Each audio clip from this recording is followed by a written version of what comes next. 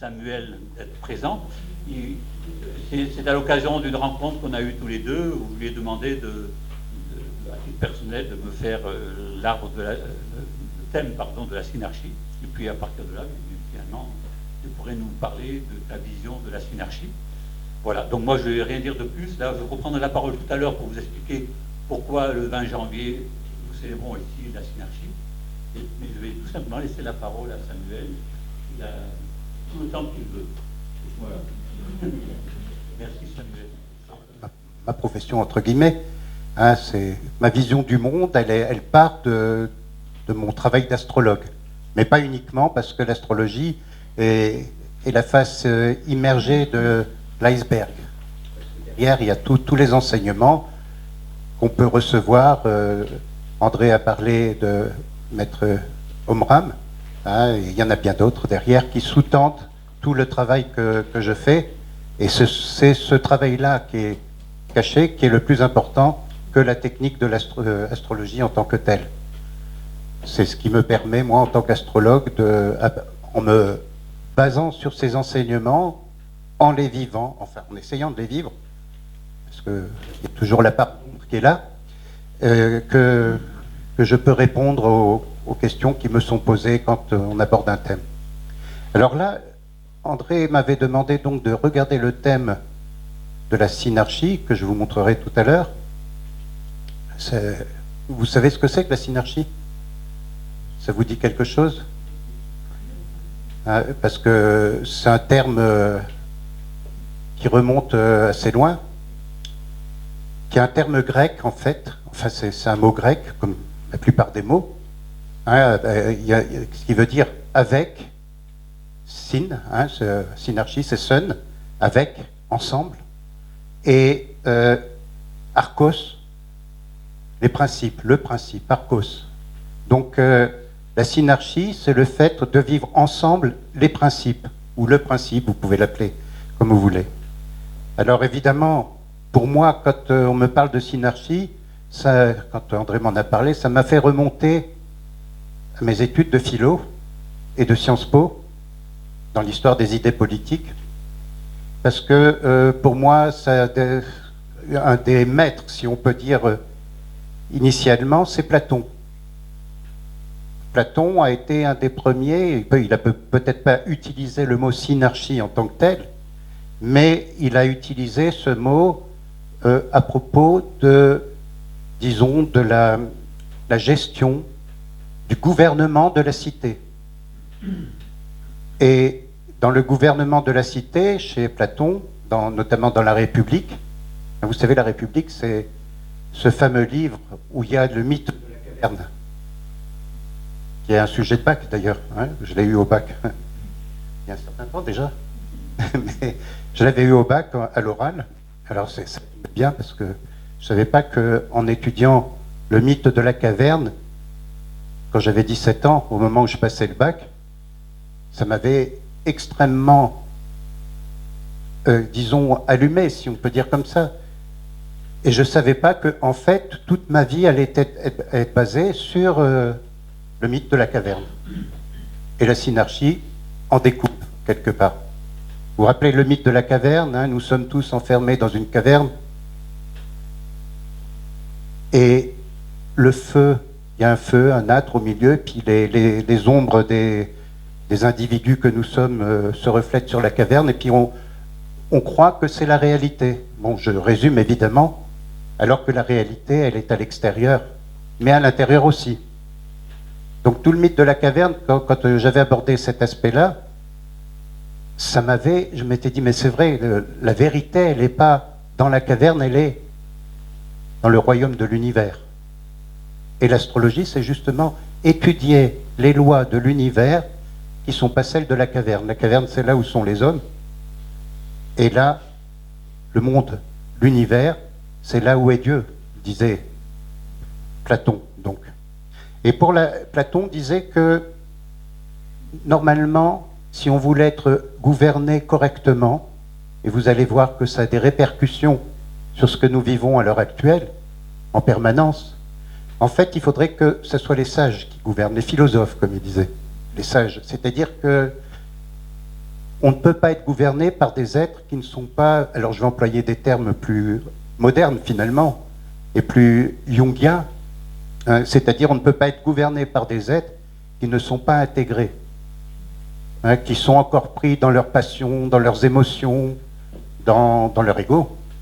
Bon, on ne va pas leur jeter la pierre, parce que nous aussi on est là-dedans quelque part, mais en tout cas ils nous gouvernent. Ils nous gouvernent et on n'est plus dans les principes, on n'est plus dans le divin. Les principes, nous dit Platon, et après ça a été abordé sous un autre angle, les principes viennent des lois cosmiques, des lois de l'univers, et l'astrologie c'est l'étude des lois de l'univers, des lois cosmiques. Donc, si on peut dire, bien plus tard, la synarchie a été développée par un philosophe, ésotériste qui s'appelle saint Yves d'Alvèdre, dont on connaît, pour ceux qui s'intéressent à l'ésotérisme, notamment un livre qui s'appelle voilà, hein, exactement. Mais on connaît que ça. Mais il a écrit 5 livres sur la mission des ouvriers, mission des Français, hein, mission des religions, mission des Juifs, et mission des Indes. Hein. Donc, à partir de ces 5 livres, il a dégagé une théocratie, on va dire, c'est-à-dire ce qu'il appelle donc effectivement la synarchie, qui est le gouvernement de la société par des êtres éclairés. Et pour que ces êtres soient éclairés, donc on revient à Platon hein, au départ, mais pour que ces êtres soient éclairés, il a fait la distinction entre l'autorité et le pouvoir. Il y a les gens qui détiennent l'autorité, mais ceux qui détiennent l'autorité ont un contrôle sur ceux qui ont le pouvoir. Hein, l'autorité, c'est tout ce qui touche aux enseignements, c'est tout ce qui touche à la culture, c'est tout ce qui touche à la vie de l'être humain dans son développement spirituel. Et le pouvoir, les êtres qui sont censés avoir le pouvoir, c'est eux qui vont gérer la société, mais ils vont gérer l'armée et la police, ils vont gérer la diplomatie, on va dire aussi, la diplomatie, le monde extérieur, et ils vont gérer tout ce qui est la mise en pratique de ce que les personnes qui détiennent l'autorité vont leur communiquer. Alors je ne vais pas rentrer dans les détails, il faudrait, parce que c'est un peu complexe, hein, l'histoire de saint Yves d'Alvèdre, mais il fait bien cette distinction entre l'autorité et le pouvoir, exactement comme Platon le faisait, comme d'autres ont pu le faire. Donc le principe, c'est que la synarchie, c'est le gouvernement du peuple, d'accord, par le peuple, mais au nom des lois divines. D'ailleurs, ça a été repris par différents auteurs. Je ne sais pas si vous connaissez un auteur qui s'appelle Stephen Covey. Comme disent les Américains, Stephen Covey, c'était un mormon en fait. Et il était en même temps gestionnaire d'entreprise. Il était intervenant dans les entreprises. Il est décédé maintenant. Et il enseignait, vous devez le connaître parce que c'est lui qui a écrit l'étoffe des leaders, des livres sur la gestion d'une entreprise. Et il disait qu'une entreprise ne pouvait être gérée que si elle était fondée sur les principes, ce qu'il appelait les principes. Et les principes, ça veut dire ne pas exploiter l'homme par l'homme. Ça veut dire tenir compte des besoins réels de l'homme et non pas de tout ce que la société de consommation dans laquelle nous sommes, la société capitaliste, ultra-libérale, à l'heure actuelle, bien crée des besoins que nous n'avons pas besoin. Donc à l'heure actuelle, nous sommes dans une forme de ce que Platon appelle de plutocratie. En fait, on n'est plus ni dans une démocratie, on n'a jamais été d'ailleurs depuis la nuit des temps dans la synarchie à proprement parler, mais on est dans la plutocratie, c'est-à-dire le gouvernement par les riches. C'est les riches qui nous gouvernent, mais les riches, ce n'est pas ceux qui ont de l'argent, forcément. Les riches, ce sont les multinationales. Hein, ce sont les multinationales, c'est eux qui nous gouvernent en réalité. Derrière tout ça, même les hommes politiques, ceux qui nous gouvernent, pour qui on vote, en principe, ben, eux, ils sont conditionnés par tout ce que ces multinationales veulent nous vendre. Mais bon, ça c'est... Donc, la synarchie, ça serait revenir à des principes spirituels qui sont basés sur les lois cosmiques. Il y a un autre auteur, justement, tout d'un coup, qui me vient à l'esprit, enfin, qui est en permanence dans mon esprit, mais qui me vient là maintenant, c'est Gandhi. Gandhi, qui est un de mes maîtres aussi, quand je vous disais, il y a beaucoup de maîtres derrière l'astrologie, il y a Gandhi. La violence, vous vous rappelez, Gandhi, lui, également, parlait des principes qui gouvernent le monde, et il n'appelait pas Dieu, à proprement parler, il appelait le bien. Hein, quand on est sur le bien, avec un grand B, évidemment, eh bien, on est en accord avec les lois cosmiques, et à partir de ce moment-là, on peut vivre correctement la gestion de la cité. Hein, on peut vivre la gestion de la cité. Alors, de fil en aiguille, tout ça m'a amené à réfléchir. Quand André m'a demandé de parler de la synarchie, bon, c'est quelque chose, donc, comme vous voyez, qui m'a intéressé. Comme j'ai une formation de philo d'un côté, de sciences politiques de l'autre, on retrouve tout ça dans l'histoire des idées politiques. Même si vous lisez Rousseau, qui fut un de mes maîtres aussi à une certaine époque, hein, quand il a écrit du contrat social ou de l'origine de l'inégalité parmi les hommes, alors voilà des choses qui reviennent. Il a essayé, Rousseau, également de se connecter avec des principes. Mais comme il le dit dans les Confessions, moi qui suis humain, les principes, je les porte en moi, comme chaque être humain, j'essaye de les vivre, mais il faut des règles pour pouvoir les vivre. Donc Rousseau avait écrit un certain nombre d'ouvrages sur l'éducation, au regard des principes. Vous connaissez peut-être un livre qui s'appelle Émile, hein, ou l'Émile, comme on dit, de l'éducation. Il y a un autre livre sur les relations amoureuses, qui s'appelle La Nouvelle Héloïse. Donc tous ces livres sont basés, et je pourrais en citer d'autres, hein, sont basés sur la nécessité de se connecter avec la loi cosmique, de la vivre de l'intérieur. Donc je me suis dit, mais c'est vrai que en lisant tout ce qui est dit, on est dans une forme de plutocratie. Et ça, l'histoire des idées politiques le montre bien. Le gouvernement des riches, les multinationales, encore une fois. Et est-ce qu'un jour, on va revenir à la synarchie? C'est-à-dire à cet âge d'or dont on parle dans les grandes lois de l'astrologie, cet âge d'or où les hommes et les femmes, bien sûr, il faut dire les deux, hein, sont connectés vraiment, chacun à la place où il doit être. Hein. Il y a même un risque de tomber, si on revient sur ces choses-là, dans l'histoire des castes et des choses comme ça. Hein. Évidemment, c'est quelque chose qu'il faudrait arriver à retransmettre d'une manière nouvelle.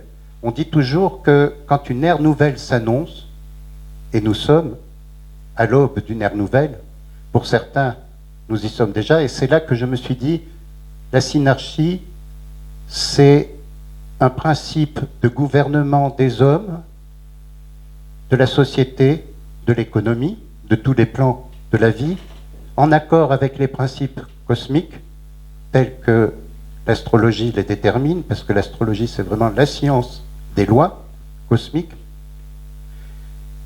Et à quel moment est-ce que ça pourrait revenir?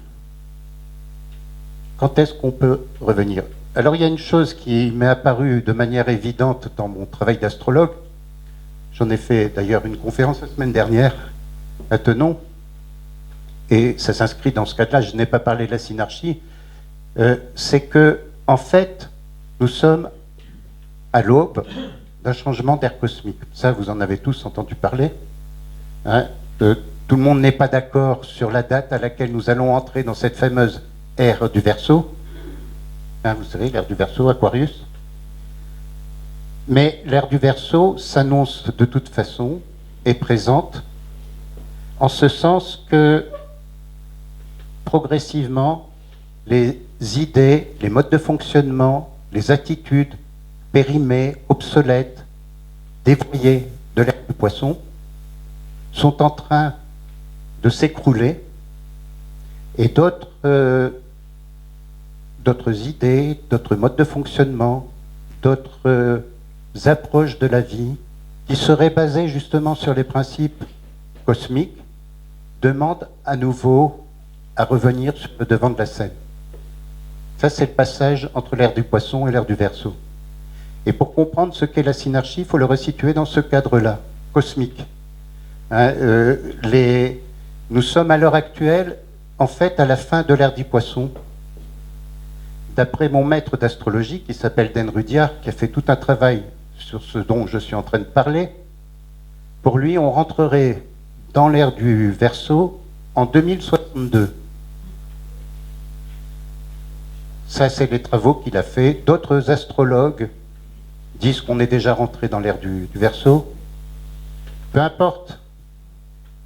Hein, je dirais presque peu importe. Moi, je me base sur ce que mon maître a dit, évidemment.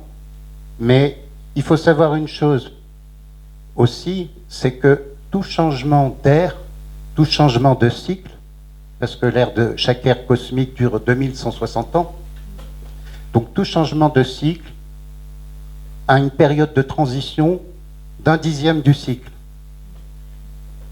Donc si on prend 2062, puis qu'on regarde un dixième de 2140 et tout ça, ça nous amènerait autour de 1840, le début du passage entre l'ère des Poissons et l'ère du Verseau.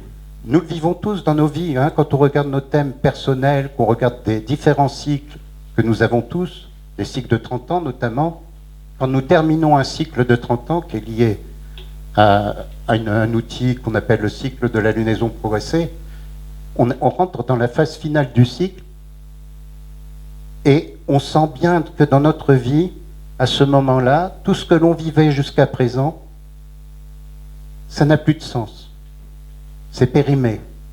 Il en va de même pour les ères cosmiques, mais cette fois-ci au niveau des collectivités, au niveau de l'humanité tout entière. Donc, on sent bien quand on est, déjà parce que quand on le ressent nous dans notre propre vie, à ce moment-là, on peut comprendre comment ça se joue à d'autres niveaux et chez d'autres personnes. Donc, environ, c'est ce qu'on appelle la phase balsamique, hein, du cycle de la lunaison, c'est-à-dire que environ 3-4 ans avant que le nouveau cycle ne commence, on a déjà dans notre vie personnelle des changements, voire des mécontentements. On se dit, tiens, là, ça va plus, c'est pas ça que je voudrais faire, je voudrais passer à autre chose. Et puis on sent qu'il y a un appel en nous vers quelque chose de nouveau, c'est le nouveau cycle qui s'annonce. Ben, il en va de même depuis 1840 environ. Je dis environ parce qu'après, on peut faire des détails, entrer dans les détails d'une ère et regarder les détails spécifiques. Là, par exemple, les travaux de mon maître Dan Rudyard, qu'il a développé dans l'histoire au rythme du cosmos. Si ça vous intéresse, vous allez voir ce livre, l'histoire au rythme du cosmos. Il n'y a pas besoin d'être vraiment astrologue pour comprendre, hein, mais lui, il nous dit que l'ère des Poissons, bon, ça c'est tous les astrologues vont dire ça, elle dure 25 920 ans. Et il a fait des recherches avec d'autres astrologues et tout. En fait, nous sommes dans l'ère des Poissons depuis moins 96 avant Jésus-Christ. Hein, donc, vous voyez, donc à partir de cette période, il détermine 3 périodes de 720 ans. Hein, juste pour vous dire qu'on peut détailler, rentrer tout ça. La première période, elle va de moins 96 à 623. La deuxième période, elle va de 623 à 1343. Et la troisième période, elle va de 1343 à 2063. Après, on peut aussi diviser un cycle en 12 périodes de 180 ans. On peut également ensuite parler de la période de transition en tant que telle, c'est ce qui m'intéresse le plus, parce qu'autrement, Rudyard, ce qu'il avait fait, c'est qu'au regard de chaque date, il avait montré comment des changements et des transformations avaient eu lieu dans l'histoire de l'humanité et dans l'histoire des pays suivant qu'on se situe en Occident ou en Orient. Il se passe des choses importantes à chaque fois. Bon, là, il nous dit exactement que la période de transition, un dixième de 2160 ans, donc ça fait 216 ans, et ça fait 3 périodes de 72 ans. Je vous appreuve de chiffres là. Hein, c'est-à-dire que, effectivement, la première période de 72 ans dans ce cycle de transition, elle va de 1846 à 1918. Donc là, ça peut évoquer un certain nombre de choses. 1918. La deuxième période, elle va de 1918 à 1990. Et la troisième, celle dans laquelle nous sommes, elle va de 1990 à 2062. Donc. Mais, comme j'ai fait des études de Sciences Po, en première année de Sciences Po, puis en fac de philo aussi, qui sont mes études de base, on commence à étudier dans l'histoire des idées politiques le monde moderne. Or, le monde moderne commence avec la Révolution française. Et donc, avec la Révolution française, on considère que, là je parle de gens qui ne sont pas intéressés par la spiritualité, je parle des historiens. La Révolution française correspond, de par ses idées, et la Révolution américaine d'ailleurs, parce qu'elles sont concomitantes, liberté, égalité, fraternité, vous savez, on connaît ça depuis l'enfance. Eh bien que ce soit des principes qui ne sont pas vraiment appliqués. Parce que la liberté, si on revient sur l'histoire de la synarchie, nous ne sommes pas libres, puisque nous sommes conditionnés par les besoins qu'on crée pour nous. Nous ne sommes pas libres même au départ, de toute façon, que nous soyons dans une société, une économie ou quoi que ce soit, parce que nous avons un karma qui nous conditionne. Donc on n'est pas libre parce qu'on est conditionné par notre karma, c'est-à-dire par nos vies passées, si on croit évidemment aux vies passées, mais on a un karma individuel, un karma de peuple et tout, donc on n'est pas libre. Le but, les hindous parlent de la libération, de l'ultime libération, c'est-à-dire sortir de la roue des morts et des renaissances. C'est quand on est libéré complètement de nos conditionnements karmiques, socio-culturels, ce qu'on appelle en psychologie et en astrologie, en psychologie transpersonnelle, on parle du socio-culturel, c'est-à-dire les conditionnements initiaux dans lesquels nous sommes nés, c'est-à-dire l'éducation de la famille, de la religion, de la société, etc. C'est tout des conditionnements. Donc si on regarde tous ces conditionnements, en fait, liberté, ça n'existe pas. Sauf que Gandhi disait, ce cher Gandhi, il avait le soleil en maison 12.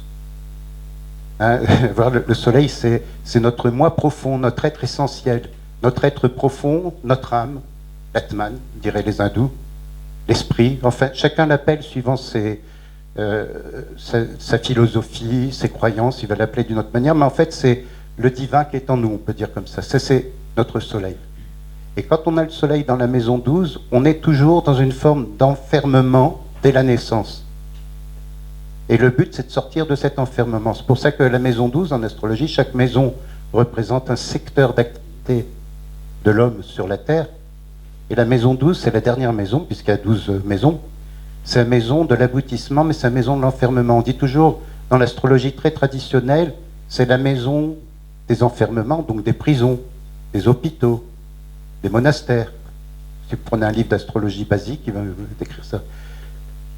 C'est la maison de la libération. Pourquoi ? Parce que quand on est enfermé, soit on devient fou, soit on cherche un moyen de se libérer. Et ça, c'est mon premier maître d'astrologie qui s'appelait Jacques Berton, qui avait aussi le soleil en maison 12. Je l'ai également. En fait, il faut savoir que quand le soleil est en maison 12, il arrive à la dernière maison, mais en fait, il est en train de se lever à ce moment-là. Parce qu'il y a un double mouvement. Il y a un mouvement qu'on appelle zodiacal et un mouvement qu'on appelle horaire. Bon, je ne vais pas trop rentrer dans les détails, mais le soleil est en train de se lever. Quand mon maître d'astrologie, mon premier, il avait dit, quand on a le soleil en maison douce, c'est un lever de soleil intérieur. C'est une phrase magnifique. Et Gandhi avait ça. Et quand on le mettait en prison, quand les Anglais le mettaient en prison, ils disaient, ils peuvent faire tout ce qu'ils veulent, me mettre en prison, m'enfermer, me piquer tout ce que... Il n'avait pas grand-chose, mais enfin bon. Il dit, mais je suis libre. Parce qu'en dedans de moi, je suis libre. Et voilà pourquoi la liberté existe. Mais il faut la conquérir. Hein, elle existe, bien sûr qu'elle existe, mais il faut la conquérir. C'est tout le travail en psychologie. Mon astrologie se base aussi sur le travail de Jung, hein, de Carl Gustav Jung, et de tout ce qui touche à la psychologie transpersonnelle, c'est-à-dire c'est tout le travail de gagner sa liberté. Quand on dit qu'un être individu, il se libère d'un certain nombre de contraintes. Et quand il s'aligne, comme on dit, Alice Bellet, elle disait, la personnalité va s'aligner sur l'âme. Hein? Là, on acquiert la liberté. Mais c'est un chemin. Mahananda Mohi, une grande sainte de l'Inde, disait, il faut faire l'effort d'aller vers l'état sans effort. Hein, c'est une citation d'Arnaud Desjardins, hein, dans ses livres À la recherche du soi, si vous lisez Arnaud Desjardins, il parle de tout ce dont on est en train de parler. Donc, pour revenir à la synarchie, c'est tout un cheminement des individus vers leur propre liberté, puisqu'on dit que la liberté existe, mais vers leur connexion. Être libre, c'est être en connexion avec le divin. Il n'y a que ça qui compte, avec la volonté cosmique. C'est ça qui nous guide, c'est ça qui est notre vérité. Et tant qu'on n'est pas relié à cette dimension-là, mais je pense que vous le savez, hein, parce que là, ça dépasse tout ce que je peux apporter en tant qu'astrologue, puisque c'est la base même de l'astrologie, c'est, on n'est pas libre. On est conditionné, mais plus nous on se déconditionne, plus on déconditionne le monde autour de nous. Mais ça vous le savez tous, hein, ça je le sais. Mais pour revenir aussi à l'ère des poissons et à l'ère du Verseau, liberté, égalité, fraternité. Ce sont trois mots qu'on attribue habituellement au signe du Verseau. Quand le signe du Verseau est accompli, quand il est réalisé dans sa dimension cosmique, justement. Hein, les personnes qui sont marquées par le Verseau et par la planète Uranus, non pas quand ils sont dans ce qu'on appelle dans leur compulsivité, c'est-à-dire qu'ils ne maîtrisent pas leurs énergies et tout ça, nous avons tous cette part-là au départ, eh bien, ce sont des gens qui sont à la fois très individuels, très individualistes. Ils ont besoin d'autonomie, d'indépendance, de liberté, justement.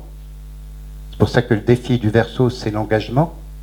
Mais en même temps, ils sont marqués par le besoin d'œuvrer pour le collectif. C'est un des signes les plus collectifs du zodiaque, hein, le Verseau. Il a besoin d'œuvrer pour le collectif. C'est pour ça qu'on trouve beaucoup de Verseaux, ascendants Verseau ou des planètes en Verseau, de gens qui sont au départ engagés dans la politique. Hein, par exemple, Sarkozy, il était Verseau, ascendant Vierge, ou l'inverse. Et Ségolène Royal, elle était l'inverse. Bon, quand vous regardez les thèmes des dirigeants politiques, ils ont tous quelque part un peu de Verseau en eux. Mais donc, c'est pour ça que l'ère du Verseau, c'est l'ère de la fraternité, à condition qu'on se mette en phase avec les lois cosmiques.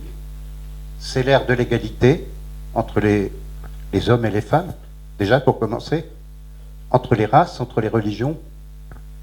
Tant qu'on n'est pas arrivé à cette égalité, on ne peut pas faire naître ce nouveau monde. Ça, on le sait en astrologie. Hein, ça marche de cette manière-là. Donc, liberté, égalité, fraternité, on commence à l'entrevoir dans cette période de transition dans laquelle nous sommes. Et comme nous sommes de plus en plus proches d'entrer dans l'ère du Verseau, puisqu'on a dit 2062, bon, nous, on va dire on ne va pas le voir. Mais si, on le voit déjà, puisqu'on est dans l'ère de transition, on est même des avant-gardistes. Les Verseaux sont des avant-gardistes. Nous sommes même des porteurs de cette énergie-là, de par nos modes de vie à l'heure actuelle. Et quand on dit que le monde va se transformer pour entrer dans une nouvelle forme de gouvernance politique, ce ne seront pas les hommes politiques, et on le sait en regardant l'histoire des idées politiques et tout ça, qui vont changer le monde. Eux, ils veulent rester dans leur petit confort. C'est nous. C'est des individus que nous pouvons être, et l'ère du Verseau, on la voit très bien d'une manière très souterraine, très subreptice, en dehors de toute institution. Un peu comme les premiers chrétiens, hein, à la fin de l'Empire romain. C'est un peu la même histoire, puisqu'on retrouve les mêmes énergies. Donc, la synastrie, ce qu'on appelle la synastrie, c'est la comparaison des thèmes. Donc, c'est encore une autre chose. Hein. La synastrie, on compare les thèmes des individus pour voir s'ils sont compatibles ou pas. Alors, on sait qu'il y a un certain nombre de choses qui sont compatibles, et puis il y en a d'autres qui ne le sont pas. Hein, on le voit dans les thèmes de couple. Hein. Par exemple, vous savez qu'Arnaud Desjardins, dans un livre qui s'appelle Pour une vie réussie, qui a pour sous-titre Pour un amour réussi, il disait qu'il y a 5 critères pour voir si un couple est basé sur la spiritualité, si c'est un vrai couple, qu'il y a un amour vrai. Et un des critères, il dit, je crois que c'est le deuxième, il dit qu'il faut être semblable, mais pas trop semblable quand même. Mais il faut avoir quand même un certain nombre de points similaires. C'est-à-dire que si comme on le voit, hein, moi je l'ai vu souvent en consultation, une des personnes qui s'intéresse, je ne sais pas, au sport, et puis l'autre pas du tout, il n'y a pas de connexion finalement, à moins d'être très tolérant. Mais bon, donc la synarchie, c'est trouver en nous-mêmes notre propre gouvernement divin et le partager avec ceux qui sont en quête de ce gouvernement-là. Là, nous transformons le monde. Alors, moi, je le vois déjà parce que je suis d'une génération qui est née juste après la guerre, donc dans laquelle on a été abreuvé. Moi tout ce dont je parle, c'est aussi quelque chose que je vis. C'est pas simplement des idées, c'est un vécu. Hein, moi, je suis né en 1948, donc j'étais abreuvé par la guerre. Dans mon enfance, mon père avait fait le débarquement en Provence, tout ça. Donc vous voyez un peu, il y avait des anciens combattants qui n'en parlaient pas du tout. Mon père, il en parlait tout le temps. Donc on a été abreuvé par ça. Hein. Vous savez, la première armée française qui a débarqué le 15 août 1944, on parle toujours de celle du 6 juin. Mais il y a eu le 15 août 1944 aussi. Hein. Et donc j'ai été élevé là-dedans. Et donc je me suis rebellé, en tant que Verseau, évidemment. Le Verseau est un rebelle. Hein, contre toutes les formes de limitation qui nous empêchaient d'être libres, d'être égaux, d'être dans la fraternité. Et j'ai vécu, dans mon histoire à moi, des situations collectives qui montrent que l'ère du Verseau était en route à travers ces situations, qu'on le veuille ou qu'on ne le veuille pas. Hein, il y en a qui parlent de 68 comme une sorte de rébellion adolescente. Quand on regarde les lois cosmiques, on se rend compte que les années 60 correspondent pile à une conjonction astrologique de 2 planètes qui se situent dans la Vierge, Uranus et Pluton. C'est un des sous-cycles du grand cycle de 1160 ans dont je vous parle.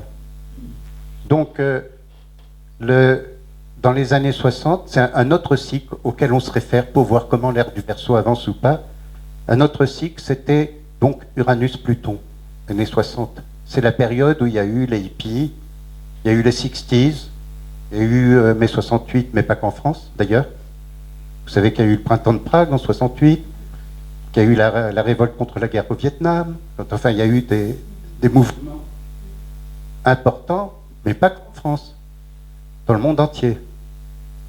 Et puis ensuite, quand on regarde le mouvement de ces planètes, parce que quand 2 planètes sont en conjonction, elles y sont pour rien, hein, les planètes.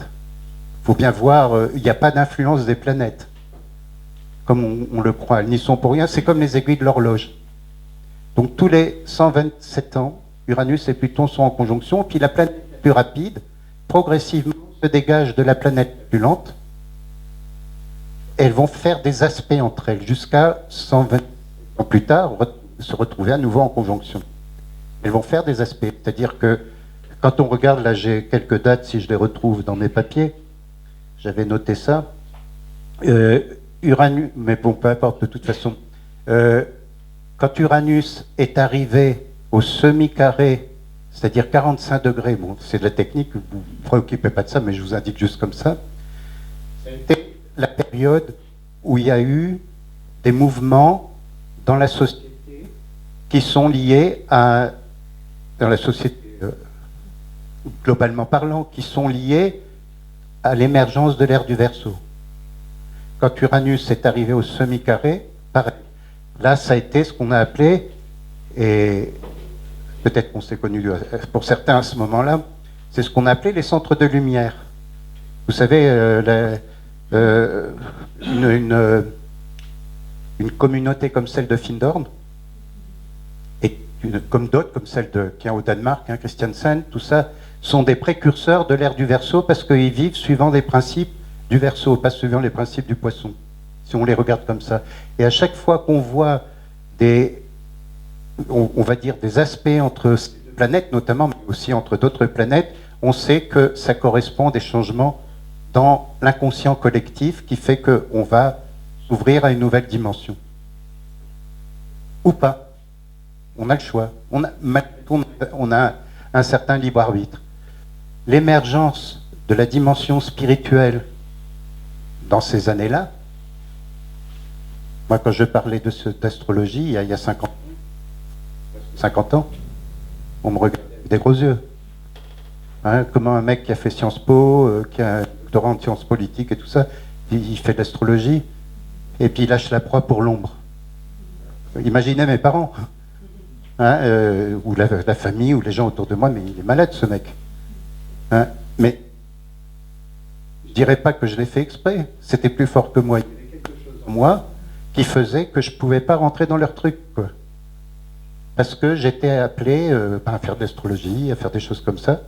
Ben maintenant, l'astrologie, tout le monde y est intéressé, d'une manière ou d'une autre, de toute façon. Quand je parlais de karma il y a 50 ans, tout le monde rigolait. Qu'est-ce que c'est que ce truc-là? C'est encore des trucs du Luberlu, encore les chemins de Katmandou et tout ça. Mais il y a même des pubs maintenant sur le karma, ou soyez zen, ou des trucs comme ça. Donc, fondamentalement, il y a quelque chose qui a émergé progressivement. Et la synarchie en fait partie. Nous allons le voir d'ailleurs un peu plus tard, là, en regardant le thème que André m'a demandé de monter, et il vous expliquera la connexion entre la synarchie et le thème que j'ai monté, et je vous expliquerai comment on voit un certain nombre de choses avec l'astrologie. Mais vous voyez, tout ce mouvement-là, c'est le retour progressif à une dimension de spiritualité qui a été complètement occultée par notre civilisation occidentale, notamment, à laquelle se sont raccrochés même les hindous, même les Chinois, alors qu'ils ont un enseignement, le taoïsme, le hiking, des choses extraordinaires, et puis dans l'Inde que je connais très bien, pour y avoir vécu un certain temps. Eh bien, bon, maintenant, vous allez dire, c'est plus comme c'était, quoi. Hein. Mais quoi qu'il en soit, cette perversion de l'ère des poissons, de notre Occident capitaliste et de notre Occident consumériste, ultralibéral et tout, est appelée, et nous le voyons, j'allais dire, est-ce que c'est la gueule? Parce qu'il y a un moment donné, on le voit d'ailleurs, par tout ce qui se passe. Vous savez, hier, regardez les infos, la télé, il y en a qui ne regardent pas, parce qu'ils disent, ouais, tout ça c'est du conditionnement. C'est vrai que ça l'est d'une certaine manière, mais regardez hier, suite à une jeune fille de 16 ans, en Suède, je crois, ou en Norvège, je ne sais plus, qui a lancé comme ça un mouvement pour obliger les États à, à travailler sur l'écologie et tout ça. Enfin, bon, je sais plus comment on l'avait dit. Hein, tout le monde entier, des milliers d'enfants, des centaines de milliers d'enfants, enfin d'adolescents plus exactement, se sont levés et ont fait des marches. On a eu hier à Paris. C'est une manifestation de l'ère du Verseau. Voilà des exemples. Quand on parle du covoiturage, c'est le covoiturage parce que financièrement, ça, mais c'est la fraternité. Quand on parle du bio, là nous avons la chance d'avoir une COP bio juste à côté, hein, c'est quelque chose qui est là. Donc astrologiquement, très bien, il n'y a pas besoin de faire de l'astrologie pour le voir, évidemment, mais c'est là. Hein, donc la synarchie, c'est l'émergence de notre conscience spirituelle individuelle, et c'est là qu'il faut travailler dans nos propres vies, c'est-à-dire déjà être gouverné dans nos propres vies par les lois cosmiques. Et ça, évidemment, quand on fait un thème astrologique individuel, on voit à travers ce que la personne va nous dire de ce qu'elle est en train de vivre, on va essayer de voir comment elle peut se raccrocher à ce qui est juste. Mais qu'est-ce qui est juste, hein, qu'est-ce qui est juste dans ce qu'on vit? On traverse une période difficile, un divorce ou quelque chose comme ça. Est-ce qu'il faut partir parce qu'on disait autrefois qu'il ne faut pas divorcer? Ma mère, elle est restée plus de 60 ans avec mon père, mais ils auraient dû se quitter dès le départ, quasiment. Hein, elle est partie à 80 ans. Un jour, elle a pris la voiture, elle en avait marre, elle a pris la voiture. Elle a disparu. Plus personne ne savait où elle était. 80 ans. Mais quand j'ai regardé son thème, ça vous dira rien, mais pour un astrologue, il va ouvrir les bras au ciel et dire, ah mais c'est sûr mon cher Watson, hein, elle avait Mars progresser sur Pluton natal. Ça vous dit rien comme ça, hein, si vous ne faites pas d'astrologie, mais c'est un moment absolument important dans notre vie quand on a un aspect comme celui-là. Là, il faut tout casser. Si on n'est pas en accord avec notre vérité d'être. Si on est en accord, bon, ça passe. Mais la plupart du temps, on n'est pas en accord. Hein, et nous-mêmes, on ne sait pas à certains moments ce qui est juste, ce qui n'est pas juste. Il y a des lois. Hein, mais là, les maîtres sont là. Maître Michael, mon maître Yogananda, Arnaud Desjardins, tous ceux qu'on cite habituellement. Et même chez nous, en Occident, hein, nous avons des maîtres aussi important dans notre judéo-christianisme. Je parlais de saint Yves d'Alvèdre au départ, qui est à l'origine de ce terme synastrie, enfin qui s'est répandu comme ça en ésotérisme. Saint Yves d'Alvèdre, il voulait faire un travail sur le judéo-christianisme. Hein, son travail était basé là-dessus. Il disait que le pontife, il appelait ça le pontife, c'est-à-dire celui qui a le pouvoir, c'est le premier pontife, c'était le Christ. Mais nous avons dans nos enseignements occidentaux, même des maîtres spirituels dans l'Église elle-même, comme Teilhard de Chardin, par exemple. Teilhard de Chardin, c'est un grand maître spirituel. Quoi qu'ait été sa vie par ailleurs. Hein, mais il a été quasiment excommunié. Hein, parce que ce qu'il disait, c'était les grands principes, justement. Ou vous connaissez peut-être Thomas Merton. Thomas Merton, qui est né à Prades, donc pas loin d'ici finalement, qui était un Américain néanmoins, parce que ses parents étaient des artistes, et il est devenu moine cistercien. Il a écrit un livre fabuleux qui s'appelle « La nuit privée d'étoiles ». Il disait ça un jour, « La nuit privée d'étoiles », il raconte comment il voulait être un artiste, il avait une vie dissolue, et il s'est rendu compte que s'il voulait servir le bien, servir Dieu, il ne pouvait pas continuer cette vie-là. Parce que par ailleurs, il était appelé ailleurs. Hein, Thomas Merton, ça a été un des premiers chrétiens à faire copain-copain avec le Dalai Lama, avec des gens comme ça. Hein, pas se rejeter les uns les autres. Il est mort d'ailleurs au Congrès des religions en 60, justement, à Bangkok. Comme Claude François, vous savez, il est sorti de son bain, enfin, c'est ce qu'on dit. Hein. Gilles Farcet a écrit un très beau livre sur Thomas Merton. Vous voyez, tous ces gens que j'évoque qui font partie de mon panthéon, donc je les partage avec vous. Hein, ça fait, moi, ils m'ont aidé à grandir, à évoluer. Quand je me suis ramassé, ben, ils m'ont aidé à me redresser. Hein, eh bien, tous ces gens-là sont porteurs de ces idées, de cette profondeur éternelle, finalement. Parce que ce que je suis en train de vous dire, quand on parle de l'ère du Verseau, il faut revenir à une certaine forme de spiritualité. Donc la synarchie remonte à Platon, on disait, et même avant. Mais en fait, la spiritualité, elle existe depuis toujours. En fait, les bouddhistes qui sont là à côté, ça date de 5000 ans. Ou en tout cas les hindous.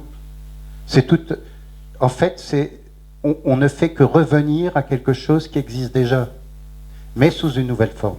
Ce qui change, c'est la forme. Comment on va les vivre? On ne va pas le vivre d'une manière aussi figée, aussi rigoureuse, stricte, encore qu'il faut avoir une certaine discipline. Mais on le vit d'une nouvelle manière, quoi, avec une nouvelle forme. L'astrologie, c'est pareil.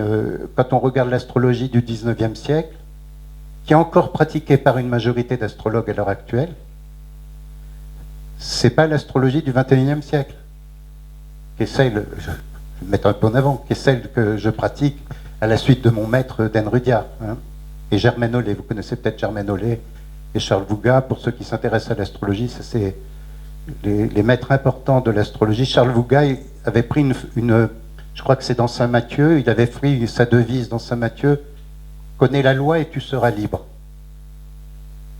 C'est ça la devise, connais la loi et cette liberté nous permet non seulement de nous gouverner en tant qu'individus, mais progressivement d'amener des êtres à nous gouverner dans la société, parce qu'il faut bien gouverner la société, qui sont des sages.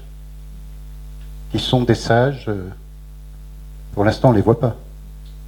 Hein, si on regarde à droite, à gauche, au centre, derrière, comme vous voulez, on ne les voit pas. D'ailleurs, quand on les voit, si jamais ils existent, regardez ce qu'ils ont fait à Gandhi. On les vilipende. Hein, ce sont des mystiques, les sages, en fait. Vous avez peut-être lu l'encyclopédie des mystiques. C'est des gros pavés. Oui, prendre toutes les spiritualités de toutes les religions, en montrant l'unité de toutes les religions quand on les prend sous la forme spirituelle et non pas sous la forme extérieure, exotérique, hein, quand on regarde sous l'angle ésotérique. Et il y a une préface fabuleuse de Marie-Madeleine Davy. Vous avez entendu parler de Marie-Madeleine, qui a écrit entre autres L'homme intérieur et ses métamorphoses. C'est extraordinaire, parce que c'est exactement ce qu'on est en train de dire. Enfin, je le sais, c'est extraordinaire, parce que ça m'a aidé aussi. Hein, et elle dit, qu'est-ce qu'un mystique dans cette préface? Un mystique est celui en lequel l'esprit, avec un grand E, un E majuscule, a fait sa brèche. Donc, il perce les vieilles outres dans lesquelles les hommes ordinaires continuent à vivre. Je cite hein, de mémoire, parce que c'est tellement beau que je l'ai presque appris par cœur, quoi. Hein, et elle dit, au départ, les mystiques, on les rejette, parce qu'ils dérangent. C'est un peu ce que nous sommes, finalement. Hein. On peut déranger des tas de gens autour de nous qui sont bien dans leur système établi, mais on fait preuve de compassion, on est des bodhisattvas quand même. Hein, on fait preuve de compassion, on essaye de les aider, si on peut se permettre de dire ça, à aussi aller vers l'ère du Verseau, vers la synarchie. Donc c'est tout ça qui est important, hein, et regardez les noms de rue à qui on les donne. On ne les donne pas des grands hommes. Enfin, il y en a un quand même à qui on peut le trouver partout, qui a conçu sa vie dans tout ce qu'il a écrit sur les principes. C'est Victor Hugo. Hein, Victor Hugo, moi, le livre qui a changé ma vie quand j'avais 10 ans et qui fait ce que je suis aujourd'hui, c'est Les Misérables, tout simplement. Hein, Les Misérables, c'est un livre où il y a les grands principes. Et Victor Hugo était quand même quelqu'un de... Je parle de nos auteurs à nous, hein, parce que il y en a dans d'autres pays. On pourrait parler de Tolstoï. Hein, on pourrait, alors en Inde, il y en a une pléthore, comme Rabindranath Tagore. Hein, ce sont des auteurs qui sont là, qui sont dans l'éternité, parce que la synarchie fait partie de l'éternité, mais qui sont dans le siècle qui est le nôtre. Ils sont éternels et en même temps, ils sont contemporains. Et ce qu'ils disent, ça nous parle dans notre vie quotidienne. Hein, Donc, vous voyez, pour moi, c'est ça la synarchie. Hein, André me disait ma vision de la synarchie. Bon, c'est vrai que je suis parti de Platon, de Saint-Yves d'Alvède, parce que c'est ça que Platon, ça je l'ai appris en philo. J'y suis revenu avec la République, hein, de Platon. Et puis un autre livre qui s'appelle De la politique de Platon. Hein, Saint-Yves d'Alvède, ça c'était des recherches plus personnelles, évidemment, hein, parce qu'après je me suis intéressé, parce que c'est des gens qui faisaient de l'astrologie aussi. Hein, notamment une personne qui a travaillé avec Saint-Yves d'Alvède, qui lui a succédé d'ailleurs, qui s'appelle Gérard d'Ancos, qu'on appelait Papus. Alors il y a un autre Papus, pour ceux qui s'intéressent au foot, mais c'est pas le même. Hein? Ah, c'est pas forcément son opposé. Parce que c'est où que ce soit, il y a des êtres spirituels. Et ce Papus qui joue au foot, enfin qui joue plus maintenant, mais qui a joué, c'est un être d'un amour extraordinaire, quand on le voit, bon, quand on s'y intéresse, évidemment, la compassion, mais ça me fait toujours rigoler quand je vois un match de foot et puis qu'il parle de Papus. Hein, et je me dis, moi, c'est tout de suite, Papus, c'est Gérard d'Ancos, quoi. Celui qui a succédé à Saint-Yves d'Alvède. Et Papus était un grand astrologue.